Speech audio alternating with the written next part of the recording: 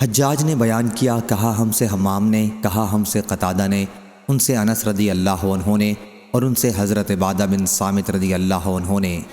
کہ رسول اللہ صلی اللہ علیہ وسلم نے فرمایا، جو شخص اللہ سے ملنے کو دوست رکھتا ہے اللہ بھی اس سے ملنے کو دوست رکھتا ہے، اور جو اللہ سے ملنے کو پسند نہیں کرتا ہے اللہ بھی اس سے ملنے کو پسند نہیں کرتا۔ اور عائشہ رضی اللہ عنہا یا حضرت صلی اللہ علیہ وسلم کی بعض ازواج نے عرض کیا کہ مرنا تو ہم بھی نہیں پسند کرتے۔ حضرت صلی اللہ علیہ وسلم نے فرمایا کہ اللہ کے ملنے سے موت مراد نہیں ہے،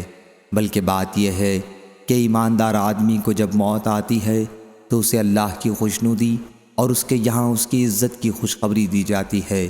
اس وقت مومن کو کوئی چیز اس سے زیادہ عزیز نہیں ہوتی جو اس کے آگے اللہ سے ملاقات اور اس کی رضا اور جنت کے حصول کے لیے ہوتی ہے، اس لیے وہ اللہ سے ملاقات کا خواہش مند ہو جاتا ہے اور اللہ بھی اس کی ملاقات کو پسند کرتا ہے۔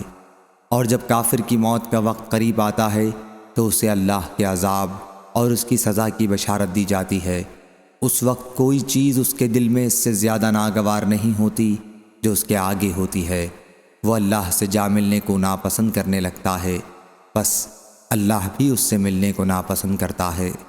ابو داؤد طیالسی اور عمر بن مرزوق نے اس حدیث کو شعبہ سے مختصراً روایت کیا ہے،